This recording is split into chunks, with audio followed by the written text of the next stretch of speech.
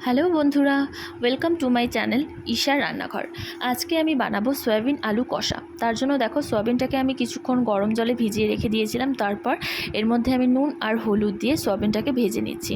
এরপর তেলে আমি আলুটাও ভালো করে ভেজে নিচ্ছি দেখো। আর এখানে রয়েছে পেঁয়াজ কুচি, টমেটো কুচি, আর এখানে রয়েছে পেঁয়াজ, আদা, রসুন পেস্ট।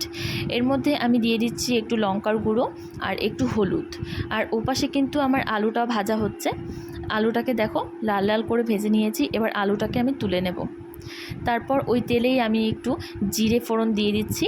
তারপর দিয়ে দিচ্ছি আমি পেঁয়াজ কুচিটা। এবার পেঁয়াজটাকে একটু হালকা করে ভেজে নেব। তারপর আমি দিয়ে দিচ্ছি টমেটো। আর এরপর আমি দিয়ে দেব আমার যেই মশলাটা পেস্ট করে রেখে দিয়েছিলাম সেই মশলাটা। এবার এই মশলাটাকে 2 থেকে 3 মিনিট ধরে ভালো করে কষিয়ে নিয়ে এর মধ্যে আলুটা দিয়ে দিচ্ছি। তারপর একটু নুন দিয়ে দিলাম। তারপর আমি সয়াবিনটা দিয়ে দিচ্ছি। এবার সয়াবিনটা দিয়েও কিছুক্ষণ কষিয়ে নিয়ে তারপর জল দিয়ে দেব। জল দিয়ে 10 থেকে 15 মিনিট মতো এটাকে ফুটিয়ে নিয়েছি। তারপর নামানোর আগে একটু গরম মশলা দিলেই রেডি কিন্তু সয়াবিন কষা। ভিডিওটি ভালো লাগলে লাইক, কমেন্ট, শেয়ার আর সাবস্ক্রাইব করে দিও।